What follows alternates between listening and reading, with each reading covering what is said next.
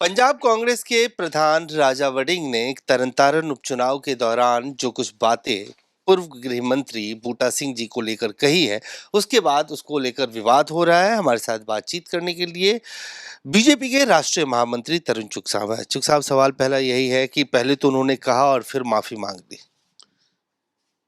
Congress party ਦੇ ਅੰਦਰ ਕਿਸ ਤਰ੍ਹਾਂ ਜਾਤੀਵਾਦ ਹੈ, ਰੰਗ ਭੇਦ ਹੈ, ਉੱਥੋਂ ਸਮਝ ਆਂਦਾ ਹੈ ਕਿ ਇੱਕ ਕਾਂਗਰਸ ਦਾ ਕਾਰਜਕਰਤਾ ਪੰਜਾਬ ਚੋਂ ਨਿਕਲ ਕੇ ਆਪਣੀ ਮਿਹਨਤ ਨਾਲ ਇਮਾਨਦਾਰੀ ਨਾਲ ਅਗਰ ਗ੍ਰਹਿ ਮੰਤਰੀ ਵੀ ਬੰਦਾ ਤੇ ਕਾਂਗਰਸ ਪਾਰਟੀ ਦਾ ਪ੍ਰਧਾਨ ਉਹਨੂੰ ਜਾਤੀ ਸੂਚਕ ਸ਼ਬਦ ਕਹਿੰਦਾ, ਰੰਗ ਭੇਦ ਦੀ ਗੱਲ ਕਰਦਾ। ਇਹ ਤਾਂ ਸਪਸ਼ਟ ਹੁੰਦਾ ਹੈ ਕਿ ਕਾਂਗਰਸ ਪਾਰਟੀ ਦੇ ਅੰਦਰ ਮਨੂਵਾਦ, ਜਾਤੀਵਾਦ, ਰੰਗ ਭੇਦ ਗਹਿਰਾਈ ਤੱਕ ਹੈ। ਚਾਹੇ ਪੂਜੇ ਡਾਕਟਰ ਭੀਮਰਾਵ ਅੰਬੇਦਕਰ ਜੀ ਦਾ ਅਪਮਾਨ ਨਹਿਰੂ ਦੁਆਰਾ ਕੀਤਾ ਗਿਆ ਹੋਵੇ, ਉਹਨਾਂ ਨੂੰ ਜਬਰਨ ਇੰਨਾ ਤੰਗ ਕੀਤਾ ਗਿਆ ਕਿ ਉਹਨਾਂ ਨੂੰ ਅਸਤੀਫਾ ਦੇਣਾ ਪਿਆ, ਫਿਰ ਉਹਨਾਂ ਨੂੰ ਚੁਣਾਵ ਨਹੀਂ ਜਿੱਤਣ ਦਿੱਤਾ। ਕਾਕਾ ਕਾਲੇਕਰ ਦੀ ਜਿਹੜੀ ਰਿਪੋਰਟ ਸੀ ਵੰਚਿਤਾਂ ਨੂੰ ਅਧਿਕਾਰ ਦੇਣ ਦੀ, ਕਿੰਨੇ ਰੋਕੀ? ਕਿੰਨੇ ਮੰਡਲ ਕਮਿਸ਼ਨ ਦੀ ਰਿਪੋਰਟ ਨੂੰ ਦਬਾ ਕੇ ਰੱਖਿਆ? ਕਿੰਨੇ ਦੇਸ਼ ਦੇ ਸਦਨ ਦੇ ਸਾਹਮਣੇ ਰਾਹੁਲ ਗਾਂਧੀ ਦੇ ਪਿਤਾ ਸ਼੍ਰੀ ਰਾਜੀਵ ਗਾਂਧੀ ਨੇ ਖੜੇ ਹੋ ਕੇ ਵੰਚਿਤਾਂ ਨੂੰ ਮਿਲਣ ਵਾਲੇ ਰਿਜ਼ਰਵੇਸ਼ਨ ਦੇ ਉੱਤੇ ਸਭ ਨਾਲੋਂ ਲੰਬਾ ਭਾਸ਼ਣ ਕੀਤਾ ਔਰ ਵਿਰੋਧ ਕੀਤਾ। ਔਰ ਲਗਾਤਾਰ ਕਾਂਗਰਸ ਪਾਰਟੀ ਦਲਿਤ ਭਾਈਚਾਰੇ ਦਾ ਅਪਮਾਨ, ਰਿਜ਼ਰਵੇਸ਼ਨ ਦਾ ਅਪਮਾਨ ਖੁਦ ਜਾ ਕੇ ਵਿਦੇਸ਼ ਦੀ ਧਰਤੀ ਤੇ ਰਾਹੁਲ ਗਾਂਧੀ ਨੇ ਕੀਤਾ।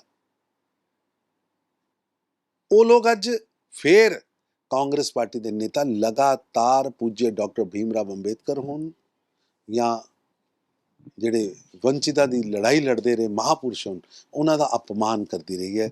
ਔਰ ਅੱਜ ਜਿਹੜਾ ਬਿਆਨ ਸਾਹਮਣੇ ਆਇਆ, ਰਾਜਾ ਵੜਿੰਗ ਦਾ ਬਿਆਨ ਦੁਰਭਾਗਯਪੂਰਨ ਹੈ ਔਰ ਕਾਂਗਰਸ ਦੀ ਦਲਿਤ ਵਿਰੋਧੀ ਮਾਨਸਿਕਤਾ ਦਾ ਪ੍ਰਦਰਸ਼ਨ ਹੈ। चुग साहब, अब तो आयोग ने भी पर्चा दाखिल कर दिया है। किस तरह की एक कार्रवाई की मांग करते हैं? ਇਹ ਤੇ ਕਠੋਰ ਕਾਰਵਾਈ ਹੋਣੀ ਚਾਹੀਦੀ ਹੈ ਔਰ ਇਹ ਕਾਂਗਰਸ ਦੀ ਮਾਨਸਿਕਤਾ ਹੈ, ਦਲਿਤ ਭਾਈਚਾਰੇ ਦੀ ਵਿਰੋਧ ਦੀ ਮਾਨਸਿਕਤਾ। ਇਹ ਭ੍ਰਮ ਪੈਦਾ ਕਰਦੇ ਨੇ ਖੁਦ, ਔਰ ਆਪਣਾ ਇਹਨਾਂ ਦਾ ਗਰੇਬਾ ਦੇਖੋ ਤੇ ਦਲਿਤ ਵਿਰੋਧੀ ਮਾਨਸਿਕਤਾ ਔਰ ਸੋਚ ਨਾਲ ਭਰਿਆ ਹੈ। एक सवाल सर अलग, पंजाब के मुख्यमंत्री भगवंत मान ने भी तरनतारन में कहा है कि अब सारे वादे उन्होंने पूरे कर दिए। अब 1,000 रुपये वाला जो वादा है महिलाओं के लिए, वो उसको लागू करने जा रहे हैं। विधानसभा में इसको पास करेंगे और अब बहुत जल्दी महिलाओं को पैसे मिलने शुरू हो जाए। 44 ਮਹੀਨੇ ਬੀਤ ਗਏ, 44 ਮਹੀਨੇ ਬੀਤ ਗਏ। ਭਗਵੰਤ ਮਾਨ ਸਾਹਿਬ, 1100 ਰੁਪਇਆ ਕਦੋਂ ਆਏਗਾ? ਲਗਭਗ 48,000 ਰੁਪਇਆ ਬਕਾਇਆ।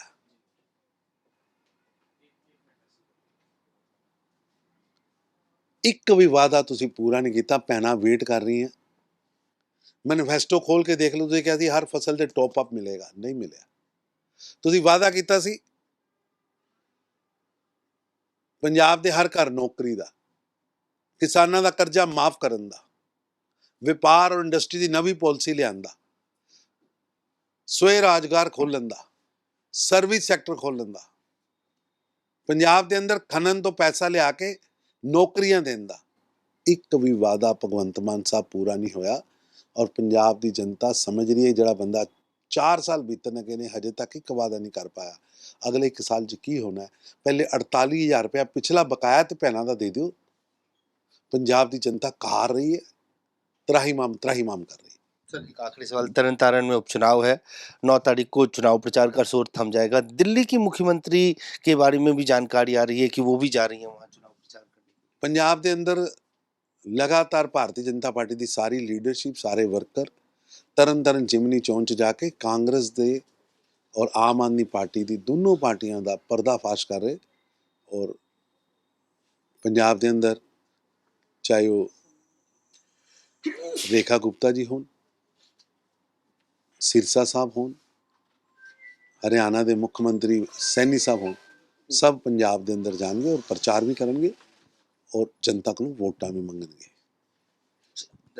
तो साफ तौर से चुग साहब का कहना है कि सभी लोग जाएंगे, चाहे उसमें फिर दिल्ली की मुख्यमंत्री हो रेखा गुप्ता, मनजिंदर सिंह सिरसा या हरियाणा के मुख्यमंत्री नायब सिंह सैनी।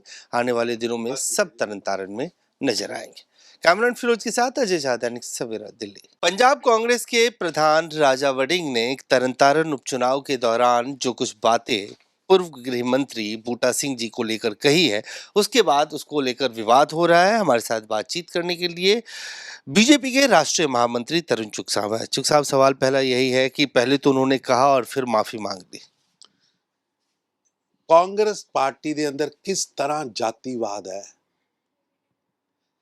ਰੰਗ ਭੇਦ ਹੈ, ਉੱਥੋਂ ਸਮਝ ਆਉਂਦਾ ਹੈ ਕਿ ਇੱਕ ਕਾਂਗਰਸ ਦਾ ਕਾਰਜਕਰਤਾ ਪੰਜਾਬ ਚੋਂ ਨਿਕਲ ਕੇ ਆਪਣੀ ਮਿਹਨਤ ਨਾਲ, ਇਮਾਨਦਾਰੀ ਨਾਲ ਅਗਰ ਗ੍ਰਹਿ ਮੰਤਰੀ ਵੀ ਬਣਦਾ ਤੇ ਕਾਂਗਰਸ ਪਾਰਟੀ ਦਾ ਪ੍ਰਧਾਨ ਉਹਨੂੰ ਜਾਤੀ ਸੂਚਕ ਸ਼ਬਦ ਕਹਿੰਦਾ, ਰੰਗ ਭੇਦ ਦੀ ਗੱਲ ਕਰਦਾ। ਇਹ ਤਾਂ ਸਪਸ਼ਟ ਹੁੰਦਾ ਹੈ ਕਿ ਕਾਂਗਰਸ ਪਾਰਟੀ ਦੇ ਅੰਦਰ ਮਨੂਵਾਦ, ਜਾਤੀਵਾਦ,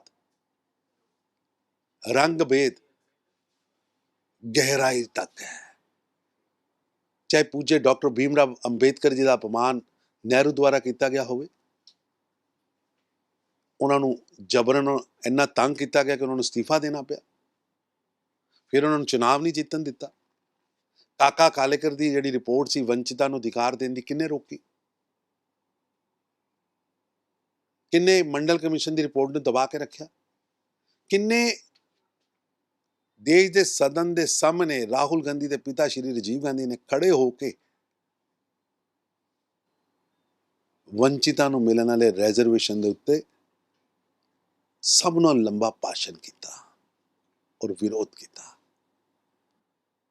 ਔਰ ਲਗਾਤਾਰ ਕਾਂਗਰਸ ਪਾਰਟੀ ਦਲਿਤ ਭਾਈਚਾਰੇ ਦਾ ਅਪਮਾਨ, ਰਿਜ਼ਰਵੇਸ਼ਨ ਦਾ ਅਪਮਾਨ ਖੁਦ ਜਾ ਕੇ ਵਿਦੇਸ਼ ਦੀ ਧਰਤੀ ਤੇ ਰਾਹੁਲ ਗਾਂਧੀ ਨੇ ਕੀਤਾ।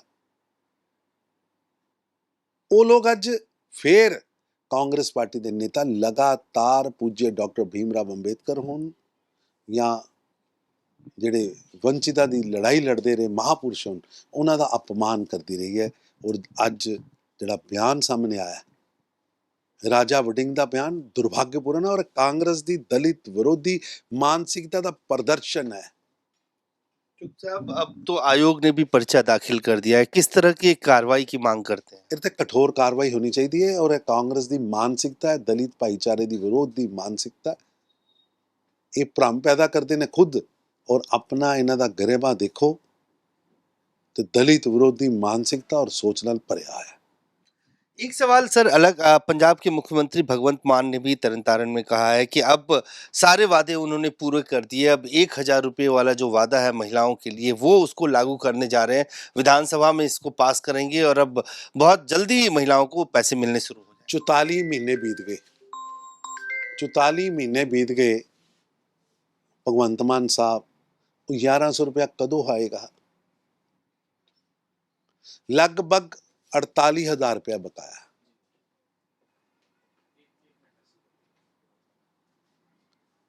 ਇੱਕ ਵੀ ਵਾਅਦਾ ਤੁਸੀਂ ਪੂਰਾ ਨਹੀਂ ਕੀਤਾ। ਭੈਣਾਂ ਵੇਟ ਕਰ ਰਹੀਆਂ।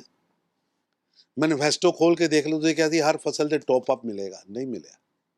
ਤੁਸੀਂ ਵਾਅਦਾ ਕੀਤਾ ਸੀ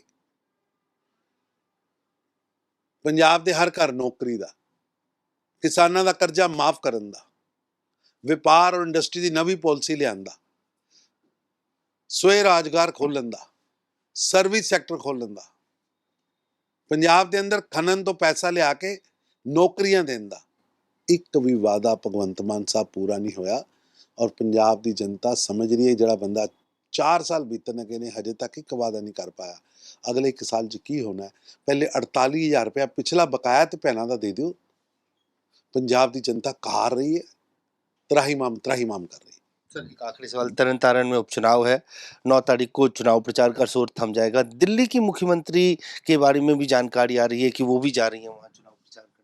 पंजाब के अंदर लगातार भारतीय जनता पार्टी की सारी लीडरशिप, सारे वर्कर तरन तारण जिमनी चौन च जाके कांग्रेस दे और आम आदमी पार्टी की दोनों पार्टियां का पर्दाफाश कर रहे। और पंजाब के अंदर चाहे वो रेखा गुप्ता जी होन, सिरसा साहब होन, हरियाणा के मुख्यमंत्री सैनी साहब होन, सब पंजाब के अंदर जाएंगे और प्रचार भी करेंगे और जनता को वोटा भी मंगेंगे। तो साफ तौर से चुग साहब का कहना है कि सभी लोग जाएंगे, चाहे उसमें फिर दिल्ली की मुख्यमंत्री हो रेखा गुप्ता, मनजिंदर सिंह सिरसा या हरियाणा के मुख्यमंत्री नायब सिंह सैनी आने वाले दिनों में सब तरन तारण में नजर आएंगे। कैमरामैन फिरोज के साथ अजय झा, दैनिक सवेरा, दिल्ली।